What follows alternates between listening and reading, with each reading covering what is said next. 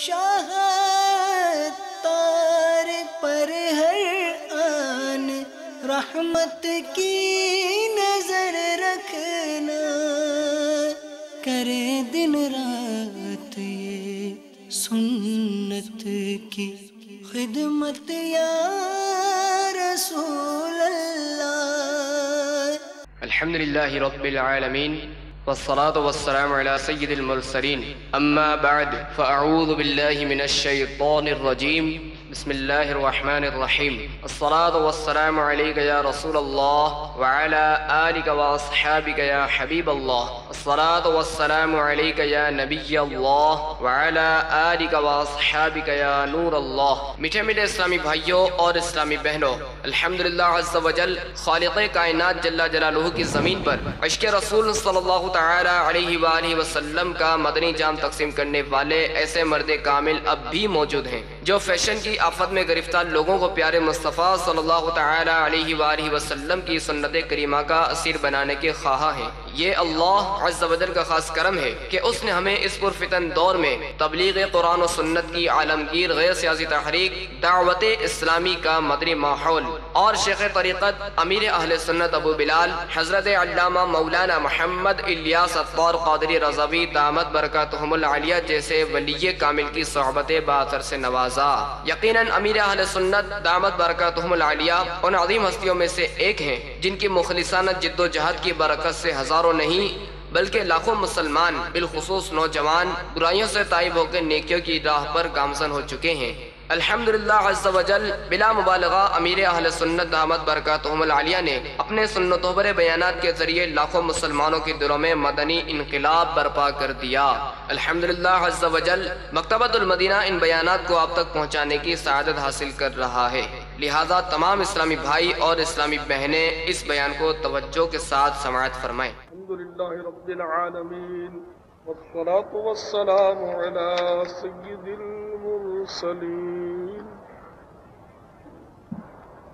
اما بعد فاعوذ باللہ من الشیطان الرجیم، بسم اللہ الرحمن الرحیم، الصلاة والسلام علیک یا رسول اللہ وعلى آلك وأصحابك يا حبيب الله،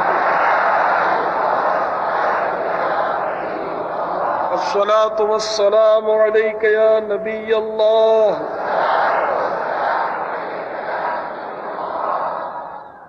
وعلى آلك وأصحابك يا نور الله۔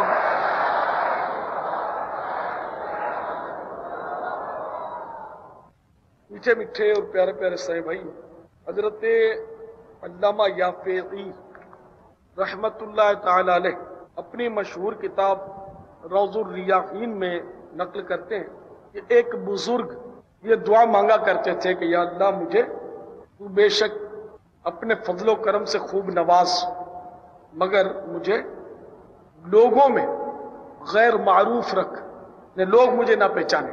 ایک رات جب کہ وہ نماز میں گریہ وزاری فرما رہے تھے، کچھ لوگوں نے دیکھا کہ ان کے سر پر ایک نورانی قندیل جگمگا رہا ہے۔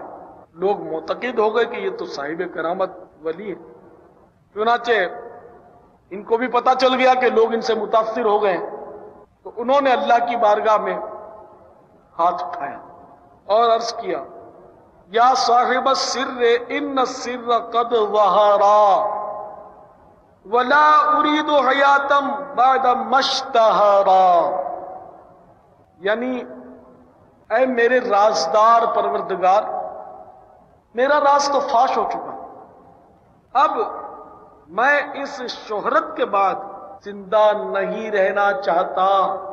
یہ کہتے ہوئے وہ سجدے میں گر گئے۔ دیر تک سجدے میں تھے، جب لوگوں نے ہلا جلا کر دیکھا تو ان کی روح قفس عنصری سے پرواز کر چکی تھی۔ میرے میٹھے میٹھے اور پیارے پیارے اسلامی بھائیوں، آج کل ہم دیکھتے ہیں کہ ہر ایک کو شہرت اور عزت اور واہ واہ کی طلب ہے. لیکن آپ نے اللہ کے ولی کی ابھی کرامت سنی کہ ان کی کرامت ظاہر ہوئی، لوگ متاثر ہوئے، تو انہوں نے زندہ رہنا ہی پسند نہیں کیا، اور اللہ تعالیٰ کی بارگاہ میں قبولیت کا علم یہ ہے کہ عرض کر دی یا اللہ تو اب مجھے اٹھا لے، تو اٹھا لیے گئے. تو بے شمار اہل اللہ ایسے ہوتے ہیں جو اپنے آپ کو چھپاتے ہیں، لوگوں کی نظروں سے اوجھل دیتے ہیں، کیونکہ یہ دنیا جو ہے نا، اگر کسی کی کرامت دیکھ لے تو اس کے پیچھے لگ جاتے ہیں. اب جب دنیا کسی کے پیچھے لگتی ہے، اور جس کے پیچھے لگے اس کا ریاکاری سے بچنا یہ کافی دشوار ہوتا ہے. تو یہ حضرات جو تھے یہ اخلاص کے پیکر تھے، اور میں کہتا ہوں اخلاص کی معراج اور کس کو کہتے ہیں، یعنی یہ چاہتے تھے کہ میں اللہ کی عبادت کروں، اللہ کے سوا مجھے کوئی نہ دیکھے، نہ کوئی دیکھے، نہ کوئی پہچانے، نہ کوئی مانے، پرواہ ہی نہیں، بلکہ پرواہ یہ ہے کہ مجھے کوئی نہ ہی جانے پہچانے، بس میں ہوں، میرا رب ہے، میرا محبوب ہے. مگر آج کل کا معاملہ الٹ ہے. آج کل اپنے منہ سے میاں مٹھو بننے کا سلسلہ کافی ہے. کسی بھی فیلڈ میں آپ لے لیں، بندہ جو ہے نا وہ بس حب جہاں کا مریض ہے، اس کو شہرت چاہیے، عزت چاہیے. اب کوئی اگر تعریف نہیں کرتا نہ کرے، ہم بھی منہ میں زبان رکھتے ہیں، تو وہ اپنے منہ میاں مٹھو بننا شروع کر دیتا ہے، اپنے فضائل بیان کرنا شروع کر دیتا ہے. اب مثال کے طور پر ڈاکٹر کو لے لیں آپ، ہر ڈاکٹر نہیں، مطلب مثلا ڈاکٹر، اب کوئی اس کی تعریف نہیں کر رہا تو یہ ڈاکٹر صاحب شروع ہو جائیں گے کہ میرے پاس فلاں مریض آیا تھا، اتنے ڈاکٹروں سے ہوتا ہوا آیا تھا، کہیں اس کو ٹھیک نہیں ہو رہا تھا، بس میرے پاس 2 دن آیا، مریض ٹھیک ہو گیا. سرجن ہے تو سرجن اپنی تعریف میں یوں گویا ہوگا کہ فلاں مریض کا کیس فلاں سرجن نے خراب کر دیا تھا. وہ سرجن تھوڑی ہے، تو قصائی ہے. پھر وہ مریض بیچارہ بہت تکلیف میں تھا، لوگ اس کو لے آئے تو میں نے اس کا آپریشن کیا، کامیاب ہو گیا، اب مریض بالکل چلتا پھرتا ہے. اس طرح اپنی تعریف کوئی نہ کرے نہ صحیح، ہم بھی منہ میں زبان رکھتے ہیں، تعریف شروع. اسی طرح یہ تو دنیاوی فیلڈ ہوا، اور یہ تو خیر بیچارے تعریف کے بہت شوقین ہوتے ہیں، اس لیے اپنا نام بھی لیں گے تو بغیر ڈاکٹر کے نام نہیں لیں گے. اپنی تعریف کی خواہش ہر ایک کو ہوتی ہے، جو بھی تھوڑا بہت عہدہ جس کو مل گیا اس کو تعریف، نام لے گا تو ڈاکٹر، یعنی کوئی سا بھی نام، تو اپنے نام کے آگے وہ ڈاکٹر لکھے گا. یہاں تک کہ اگر اسپینسر ہے وہ بھی اپنے آپ کو موقع ملا تو ڈاکٹر لکھنے کہنے کہلوانے سے نہیں چکے گا، شوق. اچھا، اسی طرح کوئی اپنے نام کے آگے کیپٹن لکھے گا، اب ہے تو لکھے گا کیپٹن، کوئی لکھے گا میجر، کوئی لکھے گا کرنل. جتنے بھی دنیاوی فیلڈ میں افسران جو ہوتے ہیں وہ لگاتے ہیں، وہ کیا چاہتے ہیں لگانے سے، اس کے علاوہ کیا چاہتے ہوں گے کہ لوگ رسپیکٹ کریں، عزت کی خواہش، نام و نمود کی خواہش، یہ کام کروا رہی ہے. یہاں تک کہ اگر یہ صاحبان دنیا سے چلے بھی جائیں تو بھی ان کی قبروں پر بھی لکھا جاتا ہے میجر فلاں، کرنل فلاں، جنرل فلاں. اچھا، پھر یہ اگر ریٹائر ہو جائے تب بھی شوق نہیں جاتا تو ریٹائر کرنل لکھیں گے. تو ہر ایک کو مطلب یہ نہیں کہ اپنی واہ واہ کا شوق ہے، اپنی عزت کا شوق ہے، کوئی تعریف نہیں کرے تو ہم بھی منہ میں زبان رکھتے ہیں، اپنے منہ سے اپنا عہدہ بتا دیا، منصب بتا دیا، اپنی شان ظاہر کر دی. تو یہ دنیاوی فیلڈ میں آپ کہیں گے چلو یار یہ دنیاوی فیلڈ ہے. تو مذہبی فیلڈ میں بھی اب یہ انداز داخل ہو گیا ہے، پہلے نہیں ہوتا تھا. آپ اولیاء کرام کی سیرت کو اٹھا لیں، 40 کسی نے 50 حج کیے، ان کے سوانح نگاروں نے اس کو مطلب ہے کہ کاؤنٹ کیا اور بیان کیا، لیکن کسی بھی بزرگ کے نام کے آگے کبھی نہیں پڑا ہوگا. جیسے ہمارے غوث پاک نے حج کیا، کبھی انہوں نے نہیں فرمایا کہ میں حاجی عبد القادر جیلانی، کبھی آپ نے نہیں پڑھا ہوگا. تو یہ ہمارے یہاں مطلب حج کیا. اب اللہ جانے حج قبول ہوا ہے نہیں ہوا. حلال کی کمائی تھی یا حرام کی کمائی؟ حلال کی کمائی تو اب اللہ عطا کر دے گا. فی زمانہ کتنا دشوار ہو گیا. تو اب کتنے گناہ کرنے کے بعد حج کی سعادت ملی. اچھا، پھر حج کے احکامات بھی نہیں جانتے، کچھ بھی نہیں پتا، احرام کے کیا مسائل ہیں، طواف کے کیا اصول ہیں. نہیں، واقعی یعنی کہ بہت مطلب ہے اس معاملے میں مجھے تجربہ ہے، اللہ ماشاء اللہ. بڑے بڑے مطلب لوگ جو اس میں بہت بیچارے وہ بھولے کرتے ہیں. پھر بھی حج کر لیا تو اب یہ ہو گئے حاجی صاحب. اگر ان کے نام کے آگے حاجی نہ کر کہیں تو شاید ان کو ناگوار گزرے. ہم نہ کہیں نہ صحیح تم مت کہو, ہم بھی منہ میں زبان رکھتے ہیں, جناب آپ کا نام حاجی اقبال بولیں گے نا اپنے منہ سے. تو کوئی نہیں تعریف کرتا تو یہ بیچارہ اپنے منہ سے بول پڑے گا. تو یہ مذہبی معاملہ ہوا. اور آگے بڑھی ہے کہ صاحب یہ بیچارہ سیٹھ صاحب ہے, اس کو پتہ نہیں ہے یہ حاجی اقبال بولتا ہے. چلیے حافظ صاحب کے پاس چلتے ہیں. ہمیں نہیں پتا کہ یہ حافظ صاحب ہے, ہم ان کی تعریف نہیں کر رہے, ہم نے نام پوچھا ہے خالی, تو فوراً بول پڑیں گے حافظ اقبال. ماشاء اللہ حافظ صاحب ہے, الحمدللہ. تو اللہ کے بندے کیا ضرورت ہے یار اپنا تعارف کرواتے ہوئے اپنا مذہبی ٹائٹل حافظ بتانے کی حاجت کیوں پیش آئی؟ آپ مجھے بتائیے کیا ضرورت ہے اپنے نام کے ساتھ حافظ لگانے کی یا قاری لگانے کی؟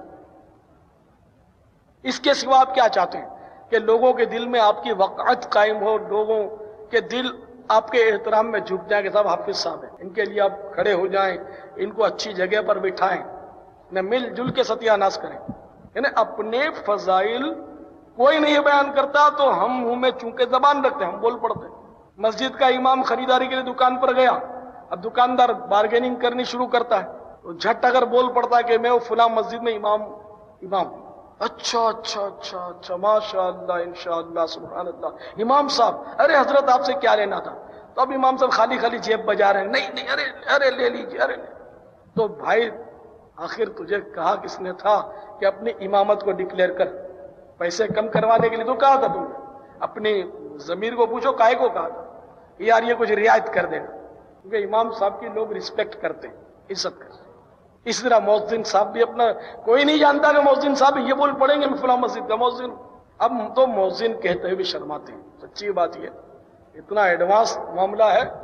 حالانکہ میرے آقا صلی اللہ تعالی علیہ وآلہ وسلم کے غلام سیدنا بلال حبشی رضی اللہ تعالیٰ عنہ مؤذن رسول اللہ کے نام سے مشہور ہے, لیکن اب مؤذن اپنے آپ کو مؤذن کہتے ہوئے شرماتا ہے.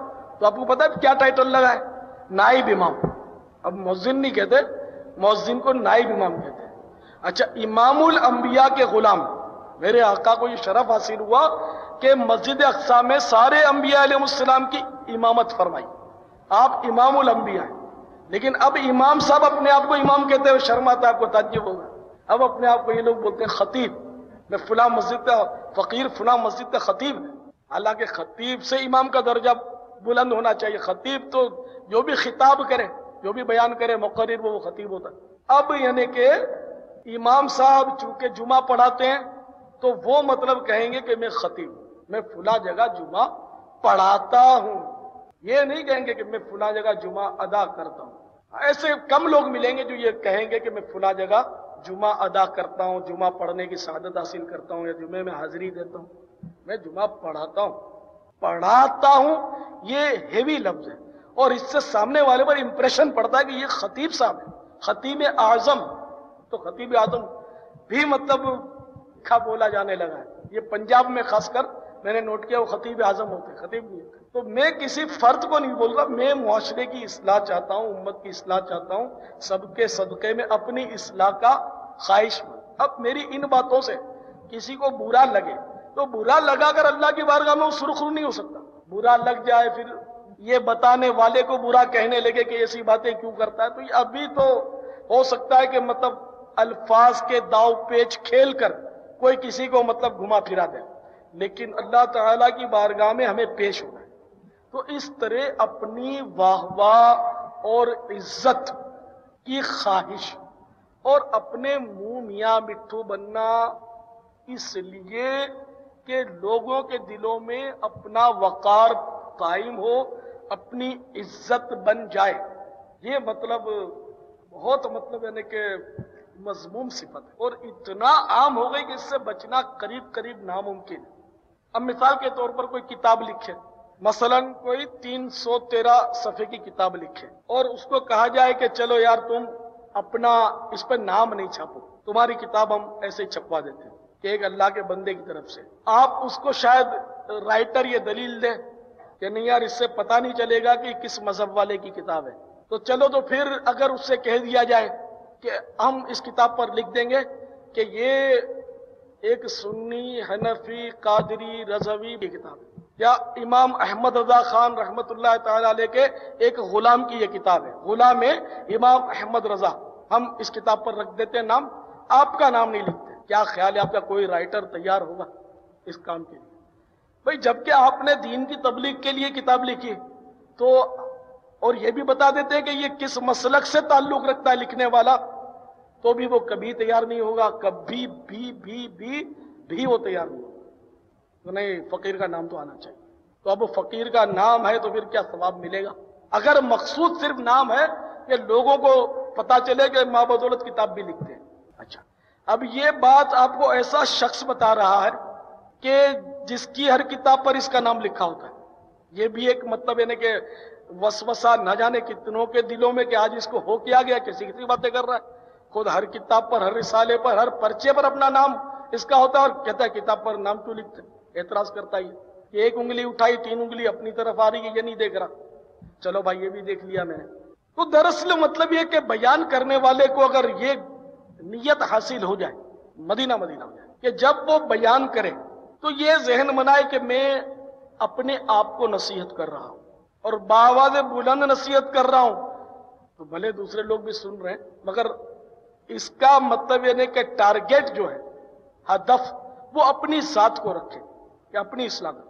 تو آپ شاید سوچیں گے کہ آئندہ اب اس کی کتاب پر نام نہیں ہوگا، یہ اپنے آپ کو نصیحت کر رہا ہے۔ وہ انما الاعمال بالنیات، اگر کوئی شخص مشہور ہو جاتا ہے اور اس کا نام چل پڑتا ہے تو اس کے بارے میں یہ حسن ظن قائم کرنا کوئی مشکل نہیں ہوتا کہ صاحب کتاب پر اگر اس کا نام لکھا جائے گا تو اس کتاب کی بہت اہمیت ہوگی، اور اس کو ماننے والے، اس کو چاہنے والے بہت زیادہ اس کو پڑھیں گے، اور اس طرح دین کی اشاعت زیادہ ہو۔ تو میں سمجھتا ہوں یہ جواب اس کا کافی ہوگا۔ مثال کے طور پر امام احمد رضا خان رحمت اللہ تعالی علیہ کے نام کتابوں سے ہٹا دیے جائیں تو ان کتابوں کو کون پوچھے گا؟ بھلے آپ لکھ دو کہ یہ ایک سنی کی کتاب ہے، بریلوی کی کتاب ہے، ظاہر ہے وہ بات ہی نہیں رہے گی۔ اور اعلیٰ حضرت رضی اللہ تعالیٰ عنہ کا نام کتاب پر ہوگا تو کئی کتابیں چھوڑ کر ہم اس کتاب کی طرف ہماری نظر مرکوز ہو جائے گی کہ سبحان اللہ، ایک ولی کامل کی لکھی ہوئی کتاب ہے، ایک عاشق رسول کی لکھی ہوئی کتاب ہے، اعلیٰ حضرت کی کتاب ہے، سبحان اللہ۔ تو جو مشہور شخصیت ہوتی ہے اس کا نام کتاب پر لانا بہت ضروری ہوتا ہے، تو اس سے اس کی کتاب کی اشاعت بڑھتی ہے اور اس سے دین کا کام بڑھتا ہے۔ یہ الگ بات ہے کہ وہ مشہور شخصیت اپنے دل کو سنبھال رکھے، اپنے دل کو سنبھال کر رکھے، اور اس کتاب پر نام آنے کی اس کو طمع نہ ہو کہ میری شہرت ہوگی اور میری مطلب واہ واہ ہوگی، میری کتاب کی لوگ تعریف کریں گے تو اس سے وہ پھولے، ایسا نہیں۔ تو اب جیسے ہمارے بزرگ جتنے بھی گزرے ہیں، اولیاء کرام جو مطلب صاحب تصانیف تھے، جنہوں نے کتب لکھی، تو ان کے نام ان کی کتابوں پر لانا بہت ضروری ہے تاکہ پتہ چلے کون سی کس کی کتاب ہے، اور لوگ مطلب کہ اس کی سند پکڑیں کہ نہیں یہ مستند کتاب ہے، کہ یہ اعلیٰ حضرت کی لکھی ہوئی ہے، یہ صدر الشریعہ مولانا امجد علی صاحب رحمۃ اللہ تعالی علیہ کی لکھی ہوئی ہے، یہ فلاں بزرگ کی لکھی ہوئی ہے، اس سے سند پکڑتے۔ لیکن ہر رائٹر کو یہ حیثیت حاصل نہیں ہوتی کہ اس کا نام چلتا ہو، اس کا نام نہیں چلتا، اس کو لوگ جانتے بھی نہیں ہوتے۔ اب وہ اپنے نام سے متعارف ہوتا ہے اور نام پر اپنی قلم سے پتہ نہیں القاب لگاتا ہے، کیا کرتا ہے، بہرحال کسی طرح بھی۔ تو یہ ہر ایک کو اپنے دل پر غور کرنا چاہیے، کتاب پر نام لکھنا ناجائز نہیں ہے، معاذ اللہ۔ میں تو اخلاص کی بات کر رہا ہوں کہ اگر حب جاہ اس میں ہے تو پھر مطلب یہ کہ کتاب پر نام لانا کیسا، یہ اپنے دل سے پوچھ لیں۔ اور اگر حب جاہ نہیں ہے، عزت کی طلب نہیں، شہرت کی خواہش نہیں، نام آئے تو کیا، نام نہ آئے تو کیا، اگر یہ کیفیت ہے ٹھیک ہے، بھلے نام ہو، کوئی حرج نہیں ہے، لیکن ایسا ہے بڑا مشکل کام کہ جو اصاغرین کتاب لکھیں، چھوٹے چھوٹے جن کو لوگ نہیں جانتے، اور وہ مطلب ہے کہ نام لکھیں اور ان کا یہ ذہن بنا رہے کہ میرا نام ہو تب کیا، نہ ہو تب کیا، یہ بہت مشکل۔ یہ تو میں سمجھتا ہوں کہ ولایت کی صفت ہے، اتنی بڑی صفت ہم گناہگاروں میں آ جائے تو بڑی بات ہے۔ اسی طرح شاعر بے شک نعت گو شاعر، اس کے اخلاص کی کسوٹی بھی آپ کر لیجئے، اس کا کلام پڑھیے آپ اور اس کا تخلص ہٹا کر اسی کے سامنے اس کا تخلص ہٹا کر اپنے نام سے اس کو پڑھیے، ابھی بھاؤ پتہ چل جائے گا شاعر صاحب کے اخلاص کا، وہ کیسا گرجتے اور برستے ہیں اور کیسا چوری کا الزام لگاتے ہیں آپ پر، میرا کلام تم نے چرا دیا، میرا نام نہیں پڑھا، اپنا نام اس میں ڈال دیا، بہت ناراض ہو جائے۔ بلکہ مطلب اگر کوئی شاعر بیٹھا ہو تو اس کی خوشامد کے لیے کلام پڑھا جاتا ہے، مجھے تجربہ ہے، مطلب وسوسہ آتا ہے کہ جب میری موجودگی ہوتی ہے تو کون سے کلام پڑھے جاتے ہیں، بارہا میں نے نوٹ کیا ہے کہ ایسا لگ رہا ہے کہ یہ شاید مجھے خوش کرنے کے لیے تو نہیں پڑھا جا رہا، جبکہ مطلب اچھے اچھے کلام اچھے اچھے بزرگوں کے موجود ہیں، پڑھا جاتا ہے۔ تو اب مسئلہ یہ کہ اس میں شاعر کے لیے تو بڑے امتحانات ہیں، شاعری کا شوق بہت سو کو ہے، خدا کی قسم امتحان بہت ہے۔ شاعر اپنا تخلص ضرور ڈالے گا، شاعر مقطع میں اپنا تخلص ہر کلام میں ڈالے گا۔ اچھا تخلص کیوں ڈالتے ہیں؟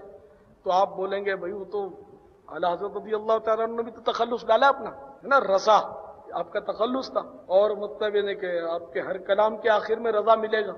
اچھا پھر مزے کی بات ہے کہ رضا اپنے ایک کلام کے مقطع میں فرما رہے ہیں، رضا جو دل کو بنانا تھا جلوہ گاہ حبیب، تو پیارے قید خودی سے رہیدہ ہونا تھا۔ اے رضا اپنے دل کو اگر محبوب کی جلوہ گاہ بنانا تیرا مقصود ہے تو پہلے اپنے دل سے خودی کو نکال دے، میں کو ختم کر دے، تو محبوب کے جلوے لپک کر آئیں گے۔ اب اس میں دیکھو رضا ہے، خودی کو مٹانا اور رضا ہے، تو اب رضا اس مقام پر پہنچے ہوئے ہیں کہ ان کا نام لو تو کیا نہ لو تو کیا، خود فرماتے ہیں کہ ثناء سرکار ہے وظیفہ، قبول سرکار ہے تمنا، نہ شاعری کی ہوس نہ پروا ردی تھی، کیا کیسے کافیت ہے۔ تو اعلیٰ حضرت چونکہ مقام ولایت پر فائز تھے، تو مقام ولایت پر صرف مخلص بندہ ہی فائز ہوتا ہے، تو ایسا بندہ اگر اپنا تخلص استعمال کرتا ہے تو اگر ان کا تخلص کوئی نہ پڑھے تو ان کو ناگوار گزرنے کا تصور ہی نہیں، ان کو پتہ بھی نہیں، ٹھیک ہے، نہیں پڑھا پڑھا۔ تو اب اعلیٰ حضرت کا رضا لکھنا یہ بہت ضروری تھا، تاکہ مطلب یعنی کہ ماننے والوں کو، محبت کرنے والوں کو پتہ چلے کہ یہ مستند کلام ہے، یہ کلام مستند ہے، قرآن و حدیث اور بزرگان دین کے منقولات کے عین مطابق کلام ہے، اور لوگ آنکھیں بند کر کے اس کو پڑھیں اور پلے پڑھے یا نہ پڑھے جھومتے چلے جائیں۔ تو اس لیے انہوں نے رضا لکھا، اور یہ ضروری تھا، ان کا لکھنا ضروری تھا، ہماری رہنمائی تھی اس میں۔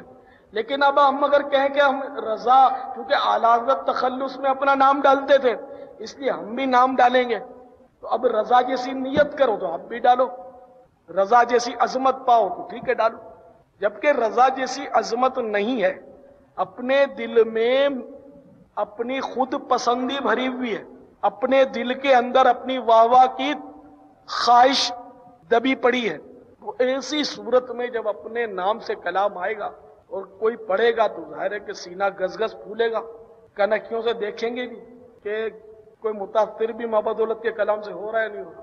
میں نے کسی دور میں مشاعرے بھی اٹینڈ کیے، نعتیہ کلام مصر طرح پر میں نے کہے ہیں، تو شاعروں کی پوزیشن بھی میں جانتا ہوں، جہاں معاشرے میں بہت سوں کو جانتا ہوں، ان حضرات کی بھی کیفیت کو جانتا ہوں، قریب رہنے کا تھوڑا بہت موقع ملا کہ کیسے اپنے کلام، یا جو رائٹر ہوتا ہے وہ اپنی مطلب ہے کہ آرٹیکل سے کتنی اس کو محبت ہوتی ہے کہ یہ میرا اپنا مطلب ہے کہ تجزیہ ہے کہ شاعر کو اولاد سے بھی زیادہ اپنا کلام عزیز ہوتا ہے، وہ کسی بھاؤ میں بھی اپنے کلام پر تنقید برداشت کر نہیں سکتا۔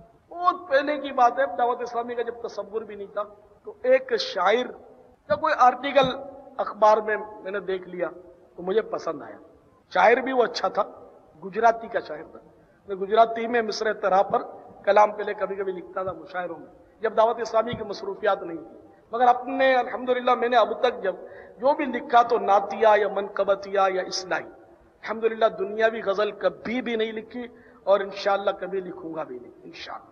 اللہ تعالیٰ کرے کہ میری زبان، میرا قلم، میرا قدم، میرا ہاتھ جب بھی اٹھے اس کی رضا کے لیے اٹھے، اور ہم سب کے لیے यही दुआ बारगाह खुदावंदी में कबूल हो जाए, कहिए आमीन।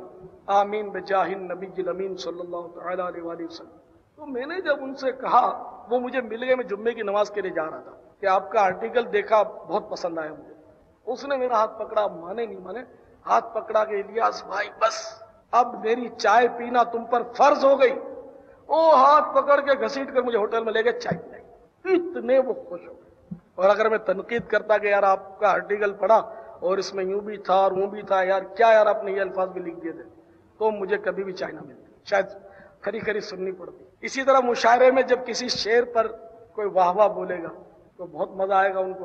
अच्छा, अगर चंद ने बोला वाह वाह वाह वाह वाह, तो वो खुद ही वंस मोर हो जाएगा, दोबारा पड़ेगा, फिर वाह वाह वाह वाह, तो से बार। अच्छा, फिर ये शायरों की वो अजीब तरकीब होती है, एक दूसरे के कलाम पर ये वाह वाह बोलते हैं। अब इसके कलाम पर ये वाह वाह बोलेगा, अब इसकी बारी आएगी तो वो भी तो वाह वाह बोलेगा ना, ये नहीं बोलेगा तो वो काहे को बोलेगा। तो ये सारे मतलब गेम होते हैं। इसी तरह नातखानों में देखा है की तरकीबें मैंने देखी है, क्योंकि इनके साथ भी रहना उठना बैठना हुआ है। जिंदगी का मतलब आधी सदी तकरीबन बीत गई मेरी, तो काफी रंग देखे।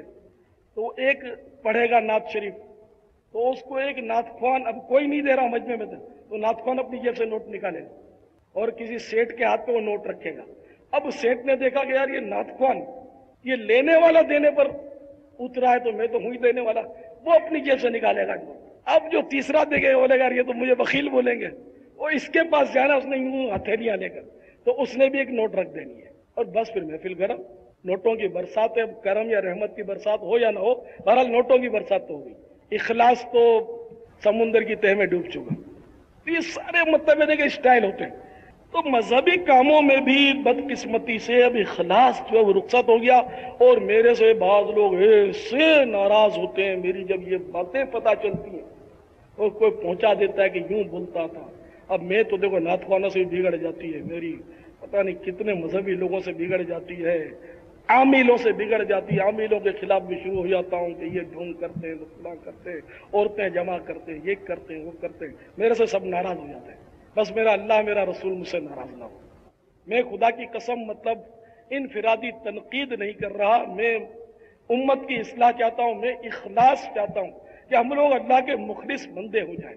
हमें कोई ना पहचाने ना पहचाने, बस हमारा रब हमसे राजी हो जाए, उसके प्यारे हबीब खुश हो। हाँ, मैं मतलब ये कि देखो ना, मैं इंसान हूं, खता करता हूं, मैं वाकई गलतियां भी करता हूं, आइंदा भी करूंगा, इसलिए कि मासूम नहीं हूं। तो अगर मेरी भूल हो जाए तो चाहिए तो ये कि मेरी इस्लाह कर दी जाए, न कि मतलब खिलाफ बोला जाए। अब पीछे से तो बोलने से फिर गीबत और ये सब गुनाह होंगे। अब मैं चूंकि किसी फर्द का नाम नहीं ले रहा, तो ये मेरा कहना गीबत नहीं, वो तो बराए इस्लाह, तनकीद बराए इस्लाह है और किसी फर्द पर नहीं है। एक जनरल बात कर रहा हूं कि ऐसा आजकल होता है, और हर बंदा गैर मुखलिस भी नहीं है। न हर नातखान गैर मुखलिस है, न हर खतीब गैर मुखलिस, न हर इमाम गैर मुखलिस, न हर आमिल गैर मुखलिस। मैं ये नहीं कहता, मैं एक जनरल बात करता हूं। तो ये जैसे अब आमिल आ गया जबान पर, तो मैं ये भी अर्ज कर दूं कि इन हजरात में भी हुब्बे जा बहुत होती है, मगर वही जनरल बात हर एक में नहीं होती। फिर इखलास का दूर दूर तक पता नहीं होता। चाहे कोई तारीफ करे या ना करे, हम मुंह में जबान रखते हैं। और आमिल की जबान तो सवा गज की बहुत बड़ी होती है जनरली। अब जनाब वो नहीं, इनमें भी आना जाना रहा है मेरा, इसलिए मुझे तजर्बा इस फील्ड का भी है। अब जैसे किसी आमिल के पास बैठे हैं तो दो चार और भी बैठे हुए आमिल के मतलब गाहक या मरीज। और आमिल साहब के बारे में मशहूर है कि ये पैसे नहीं लेते, पैसे नहीं लेते, फी सबीलिल्लाह ताबीज देते हैं, सुभान अल्लाह। और वाकई यानी कि पैसे नहीं लेते, कभी मुंह से नहीं मांगते। अब स्टाइल देखिए, ये देखी वाली बातें कर रहा हूं, तो तजर्बे की बातें कर रहा हूं। अब बैठे हुए दो चार आदमी, आप भी बैठे हैं, मैं भी बैठा हूं, तो और भी बैठे हैं। अब ये सारे बेवकूफों का मजमा है मेरे जैसे, वो समझते हैं सब बेवकूफ है। तो आमिल साहब क्या करते हैं, है ये मिठाई का डब्बा, हाँ ये कवर, वो हाँ ये कवर में 550 रुपये। दरअसल वो एक की बेटी को जिन चढ़ गया था, तो वो फकीर ने कुछ बस कोशिश की, अल्हम्दुलिल्लाह वो जिन उतर गया, तो उसने मिठाई का डब्बा और 550 रुपये और नजराना भेजा है। ये क्या है, हाँ ये अच्छा, ये बर्फी का डब्बा, अच्छा हाँ ये कवर भी है, अच्छा 250। ہاں یہ بیچارہ ایک غریب تھا، اس کی مطلب نوکری نہیں لگتی بھی، تو فقیر نے تعویذ دیا، تو پہلی تنخواہ دی اس نے وہ 250 روپے مٹھائی اور برفی کا ڈبہ بھیجا۔ اب نہیں، یہ مانگتے نہیں ہیں، فی سبیل اللہ تعویذ دیتے ہیں، بالکل مفتی علاج کرتے۔ یہ آنکھوں دیکھے میں نے کس سے آپ سے عرض کر رہا ہوں، اور بڑی اسٹائل سے مطلب پیسے نکلواتے ہیں، مانگتے نہیں ہیں، منہ سے نہیں مانگتے۔ لیکن عامل صاحب جو ہیں وہ بڑے مالدار ہوں گے، آپ کو دیکھیں گے وہ بڑی رونقیں اور گاڑیاں تو یہ تو وہ سب، لیکن منہ سے نہیں مانگتے نا۔ اب یہ کہ بغیر مانگے کوئی دے دے ٹھیک ہے چلو، لیکن یہ اسٹائل کہ یہ فلاں کو فائدہ ہو گیا تو یہ بھیجا، فلاں کو فائدہ ہو گیا تو یہ بھیجا، واٹ از دس؟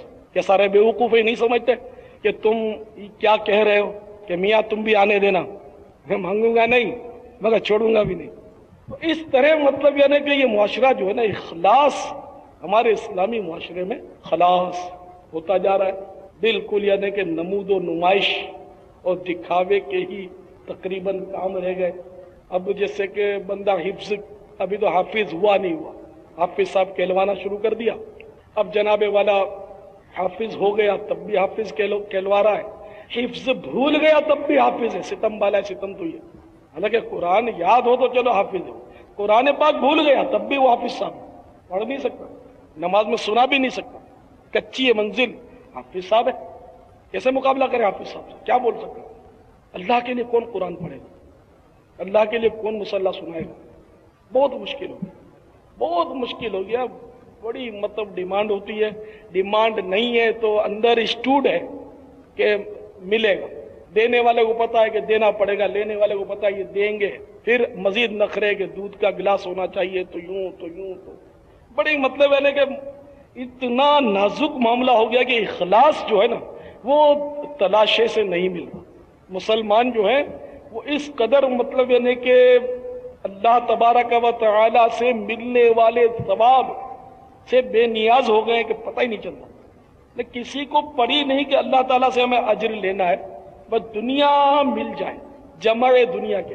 تو خیر میں چلا تھا ایک بزرگ کے واقعے سے کہ جب ان کی کرامت کا ظہور ہو گیا اور لوگوں نے دیکھ لیا کہ ان کے سر پر قندیل روشن ہے، نور برس رہا ہے، اور لوگ متاثر ہو گئے، اور یہ اخفاء رکھتے تھے، بس جیسے ہی پتا چلا کہ لوگ متاثر ہو گئے، ان کی عبادت لوگوں پر ظاہر ہو گئی، تو اللہ تعالیٰ کی جناب نے عرض کر دی، یا صاحب السر ان السر قد ظہرا ولا اريد حیاتا بعد ما اشتہرا، اے صاحب راز، اے میرے رازدار پروردگار، میرا راز تو فاش ہو گیا، اب اس شہرت کے بعد میں زندہ نہیں رہنا چاہتا۔ وہ مقبولیت جیسی کہ سجدے میں سر رکھا ہوں، روح کا فصح ان سے پرواز کر گئی، فوت ہو گئے۔ تو یہ ہے اخلاص کی معراج، اور اخلاص تو ہمارے اندر بس آ جائے، اللہ کرے۔ بزرگوں کے اقوال، جس طرح بندہ اپنے گناہوں کو چھپاتا ہے اس طرح اپنی نیکیوں کو بھی چھپائے۔ ہے کوئی ایسا دیکھا ہی نہیں ہوگا کبھی ہم نے کہ جو نیکیوں کو چھپائے، یا تو حاجی صاحب ہے، تو حافظ صاحب ہے، تو قاری صاحب ہے، تو علامہ صاحب۔ ان علامہ بھی اب تو مطلب گلی گلی علامہ ہے، ان بیچاروں کو پتہ نہیں کہ علامہ بولتے کس میں۔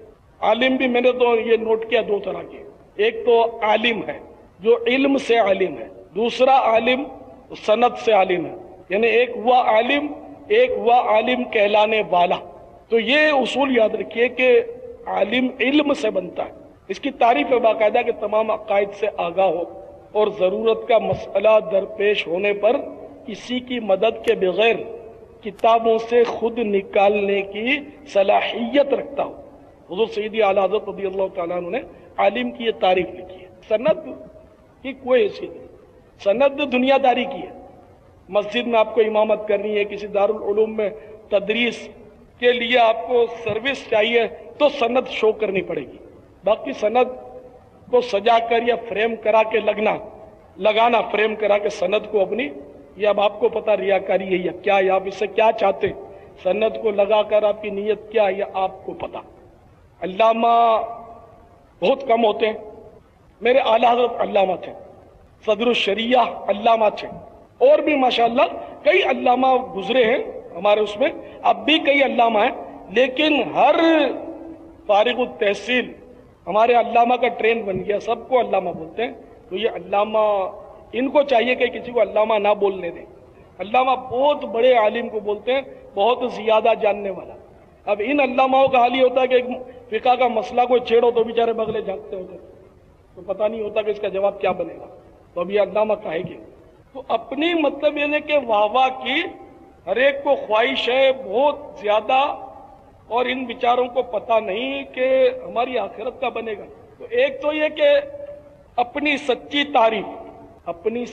تعریف سن کر تو خوش ہونا، یہ تو چلو کسی طرح بھی اس کی جواز کی صورت ہے کہ اگر کسی نے سچی تعریف کر دی، کسی کی حافظ کو حافظ صاحب کہہ دیا اور وہ خوش ہوئے. اپنے منہ سے حافظ صاحب کہنا تو میری سمجھ میں آتا نہیں ہے. سچی بات یہ ہے کہ اس میں خطرہ بہت ہے. میں ناجائز نہیں کہتا اس کو، مگر اس میں خطرہ بہت ہے کہ وہ ریاکاری سے کوئی بچ جائے.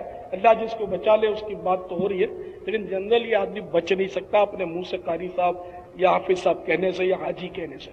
جیسے اب تو خود منہ سے کہتے ہیں ہم نے اتنے حج کیے، اتنے عمرے کیے، وہ مطلب بیچارے لسٹ بیان کرتے ہیں. کیا اسلامی بھائی، کیا اسلامی بہنیں، اسلامی بہنیں بھی اپنی فیلڈ میں ہما خان آفتاب سے کم نہیں ہوتی. یہ بھی ایسی شروع ہو جاتی ہیں. مثال کے طور پر اس طرح گفتگو کریں گی، آج نیند بہت کم ہوئی، تہجد کے لیے اٹھی تھی، پھر اشراق چاش پڑھ کر سوئی. یعنی کہ موڈ آف کیوں ہے آپ کی طبیعت؟ تو آج نیند بہت کم ہوئی ہے کیونکہ میں تہجد کے لیے اٹھی تھی، پھر وہ اشراق اور چاش پڑھنے کے بعد پھر ذرا لیٹی. یوں کر کے وہ اپنی تہجد اور اشراق اور چاش کا ڈھول پیٹ دیا. تسبیح سب کے سامنے گھماتی رہیں گی، باتیں بھی کرتی رہیں گی، تسبیح بھی چلتی رہے گی. یہ تو کیا اسلامی بہنیں، کیا اسلامی بھائی، سب کے کوئی دیکھے گا تو وہ جان کے ہونٹ ہلنے شروع ہو جائیں گے. تو آپ ہر وقت پڑھتے رہتے ہیں. کیوں؟ اگر یہ نیت نہیں ہے اور تسبیح اگر واقعی اس کو پڑھنی ہے اور وہ ہونٹ ہلا رہا تو پڑھ ہی رہا، لوگوں کو متاثر نہیں کر رہا، اگر یہ نیت نہیں ہے تو یہ منع بھی نہیں ہے. اسی طرح میں نے جو عرض کیا کہ گناہوں کو چھپائے، جس طرح گناہ کو چھپاتا ہے اسی طرح نیکیوں کو چھپائے. اس میں کوئی یہ نہ سمجھ لے کہ اب مسجدیں ختم ہو گئی، صاحب مسجدوں میں نہیں جانا ہے. گناہ کی طرح نیکی کو چھپا رہے، نماز پڑھنا بھی نیکی ہے، تو اب چھپ کر دروازہ بند کر کے گھر والوں کو پتہ نہ چلے اس طرح نماز پڑھنی ہے. تو اس کے بھی خلاصے انہیں وضاحتیں ہوتی ہیں. تو اس سے مراد یہ کہ فرائض کے علاوہ جو نفلی عبادتیں یہ مراد ہے. ورنہ یہ نماز تو سب کے سامنے آپ کو پڑھنی پڑے گی، فرض نماز جماعت کے ساتھ کے واجب ہے جماعت. زکوٰۃ بھی دکھا کر دینی ہوگی موقع کی مناسبت سے. اب تو ضرورت نہیں ہے اس کی، لیکن مطلب یہ کہ جب اسلامی حکومت ہوتی تو اس کی ضرورت پڑتی تاکہ پتہ چلے کہ اس نے زکوٰۃ ادا کی، ورنہ زبردستی سے وصول کی جائے. اور وہ حاکم زبردستی وصول کرے گا اور حاکم اسلام کرے گا، عام حاکم نہیں کر سکتا. جیسے کہ زکوٰۃ اور عشر وصول کیا جاتا ہے بالجبر، تو یہ تو نہیں سمجھ میں آتا اپنی، لیکن حاکم اسلام بہرحال کرے گا. اب چونکہ حاکم اسلام دنیا میں کہیں بھی نہیں ہے، حاکم اسلام کہیں بھی نہیں. پہلے حاکم تھا، ایک دور تھا، اب وہ دور جاتا رہا. اب مسلمان ہر محاذ پر پٹ رہا ہے، اس لیے کہ یہ عملی طور پر خراب ہو گیا، اس کا ایمان بھی کمزور ہو گیا اور بیچارہ بالکل ختم ہو گیا. اللہ تعالیٰ کرم فرمائے. تو اس لیے مطلب اپنے نفلی اعمال کو چھپایا جائے جس طرح مطلب گناہوں کو چھپاتا بندہ. باقی فرائض یا جو ایسے اعمال ہیں جو اجتماعی طور پر کرنے ہوتے ہیں، ان میں جب سبھی ایک عمل کر رہے ہیں اب کون کس سے چھپائے؟ تو یہ آپ کا یہاں آنا بھی جو اجتماع میں آپ تشریف فرمائے، یہ فرض یا واجب تو نہیں ہے، ایک ظاہر امر مستحب ہے، نفلی کام ہے. تو یہ سارے ایک دوسرے کو دیکھ رہے ہیں کہ اجتماع میں آیا ہے، تو آپ بتائیے کون کس سے ریاکاری کر رہا ہے اس وقت؟ تو صاحب یہ تو اجتماع میں آیا، بڑا نیک آدمی ہے، تو وہ دل میں سوچے میں بھی تو اجتماع میں ہوں.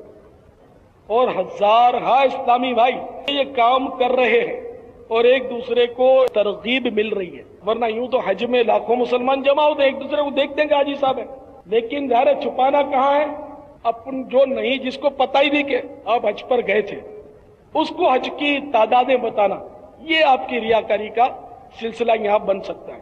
یا اپنے منہ سے حاجی کہتے کہلواتے کسی کو پتہ نہیں، اس کو پتہ چلے کہ یہ حاجی صاحب، یہ مراد. اچھا، اسی طرح شاعر کے تخلص کی میں نے بات کی تھی. تو اگر شاعر مشہور ہے کہ اس کے نام سے کلام کی سند کی پہچان ہے کہ اس کا کلام شریعت کے مطابق ہوگا، تو ایسا شاعر اگر اپنا تخلص استعمال کرتا ہے تو بھی حرج نہیں ہے. اچھا، باقی اب یہ عام شعراء اپنا تخلص استعمال کرتے ہیں جو علماء نہیں ہوتے یا اہل علم نہیں ہوتے، عام سے لوگ ہوتے ہیں. میں یہ نہیں کہتا کہ ان کو تخلص ڈالنا جائز ہے یا ناجائز ہے، میں اس پر بحث نہیں کرتا، یہ تو مفتیان کرام فیصلہ کریں گے اس کا. یہ اپنے دل سے فتویٰ پوچھے جو اندر مفتی بیٹھا ہوا ہے، اپنے دل سے فتویٰ پوچھے کہ اگر تیرے نام کو مقتے سے نکال دیا جائے تو تیرے دل پر گزرتی کیا ہے، غصہ آتا ہے، صدمہ پہنچتا ہے، کیا ہے؟ تو اگر نام نکالنے پر صدمہ یا غصہ آتا ہے تو اس کا مطلب اخلاص تو نہیں ہے نا، جبھی تو صدمہ ہوا. نام نہ لیا جائے کوئی بات نہیں. تو اگر ایسی کیفیت ہے اور واقعی دل رنجیدہ نہیں ہوتا اور نام ڈالو نہ ڈالو ایک سا محسوس ہوتا تو نام ڈالنے میں حرج بھی نہیں ہے. تو اس طرح یہ سارے مطلب ہے نا کہ فیلڈ ہے، نعت خوانوں کا فیلڈ. نعت خوان کو اگر اچھی آواز مل گئی اس کا نیک بننا بڑا مشکل ہے کہ وہ مخلص بندہ بن جائے، میرے خیال میں بہت مشکل ہے. اس طرح کسی قاری کی آواز بہت اچھی ہو اس کا نیک بننا بہت، مجھے پتہ نہیں کیوں ایسا لگتا ہے کہ اس کو اخلاص ملنا ہے، مل سکتا ہے، بہت مشکل ہے کیونکہ لوگ ایسوں کی واہ واہ بہت کرتے ہیں. تو جب کسی کی بھی واہ واہ ہوگی تو وہ پھر پیر صاحب بن جائے وہ لوگوں کو، یعنی کہ موجودہ دور میں کہ وہ مطلب یعنی اپنے آپ کو یہ سب بڑا سمجھے گا اور دوسروں کو اس کے دل میں ایسا آئے گا، حقارت آئے گی. وہ بولے گا نہیں کہ تم حقیر ہو لیکن حقارت آئے گی. اس کا اظہار گائے بغائی ہوگا، جھاڑ دے گا، ڈانٹ دے گا، کسی کو لفٹ دے گا. اگر اس میں دنیاوی کوئی خوبی ہے تو اس کو لفٹ ملے گی، دنیاوی خوبی نہیں ہے، کنگال ہے تو لفٹ بھی نہیں ملے گی، آواز خراب ہو جائے گی، آواز بیٹھ جائے گی تو بولے گا 2 راتوں سے جاگا ہوا ہوں. پھر کوئی پارٹی آ جائے گی تو پھر وہ اگر محفل کی دعوت ملے گی تو فرنٹ پہ وہ نظر آ جائیں گے. تو اس طرح مطلب دنیا داری، اس طرح کے قراء یا حفاظ یا جو بھی طبقات مذہبی یا نعت خوان حضرات، تو یہ یوں مطلب یہ بیچارے پھنس جاتے ہیں، ان کی کاری نہیں چلتی کہ یہ اپنے اندر اخلاص پیدا کریں. اچھی آواز جو ہے یہ نعمت ضرور ہے لیکن اس نعمت کے گرد آفتوں کا پورا سرکل ہے. دیوانے آ کر بارہا میں نے دیکھا بولتے ہیں کہ میری آواز فلاں نعت خوان جیسی ہو جائے، فلاں نعت خوان جیسی ہو جائے. مطلب کیوں اپنے آپ کو ہر مصیبت میں ڈالنے کی دعا کرواتے ہو؟ اللہ کی رضا کوئی آواز پر تھوڑی مشتمل ہے. کون پاگل کہتا ہے کہ اللہ اور اس کے رسول صرف آواز سے متاثر ہوتے ہیں؟ معاذ اللہ، آواز تو دی اسی کی ہے. اور آواز دینا یہ ٹھیک ہے نعمت ہے لیکن یہ امتحان کے لیے ہے کہ اس نعمت کا شکریہ بھی ادا کرتا ہے یا نہیں کرتا، کہ پھول پڑتا ہے اور اس کو دنیا جمع کرنے کا ذریعہ بناتا ہے. پھنس گیا نا، نعمت کا شکریہ کہاں ہوا؟ تو اس لیے اچھی آواز کی تمنا نہیں کرنی چاہیے. میں تو کہتا ہوں بالکل نہیں کرنی چاہیے کہ خدا کی قسم اس میں بہت بڑا امتحان ہو جائے، بہت بڑا امتحان، اور ہم اور امتحان میں پاس ہو جائیں فی زمانہ، اس کی امید نہ ہونے کے برابر. تو بہرحال یہ کہ جس میں خوبی ہے اور اس کی تعریف کی گئی اور اس کو یہ پسند آئی تو اس میں کوئی مطلب یعنی کہ گناہ نہیں ہے، مگر اس میں بھی رسک ہے کہ وہ ریاکاری والی کیفیت. تو اس لیے اپنی تعریف بھی جو واقعی خوبی ہے اس کو بھی سننے سے بچے تو اس کے حق میں بہتر ہے. اور اگر وہ خوبی نہیں ہے پھر بھی تعریف کرتے ہیں، جیسے کہ آج کل تو یہ بہت ہوتا ہے کہ کنجوس مکھی چوس ہے، زکوٰۃ بھی پوری نہیں دیتا، اس کو اگر چندہ نکلوانا ہے صاحب بڑے سخی آدمی. میرا بہت تجربہ اس میں بھی، پارٹیوں کو لائیں گے ملوانے کے لیے، داڑھی منڈا ہے بالکل، پتہ نہیں نماز بھی کیسا بھی ہے، بہرحال بڑے عاشق رسول ہیں. یار کیا مسکا لگانے کی ضرورت ہے، آخر اتنے سستے کیوں کر دیا تم نے یار، مکھن مسکے. تو جس کو دیکھو چپکا دیتے ہو، جس کو دیکھو تعریف ہے، اس کو بیچارہ یہ ہلاکت میں پڑتا ہے، یہ پھولتا رہتا ہے. تو اپنی ایسی خوبی جو اس میں نہیں ہے اس پر پھولنا اور پسند کرنا کہ میری تعریف کی جائے، اور یہ تو عام ہے آج کل. تو میں عرض کر رہا تھا کہ قرآن پاک میں آل عمران کی آیت نمبر 188 میں ارشاد ہوتا ہے، ہرگز گمان نہ کرنا ان کو جو اپنے کیے پر خوش ہوتے ہیں اور دوست رکھتے ہیں کہ بے کیے پر سرائے جائیں، تو زنہار انہیں عذاب کے بچاؤ کی جگہ گمان نہ کرنا اور ان کے لیے دردناک مار ہے. والعیاذ باللہ تعالی.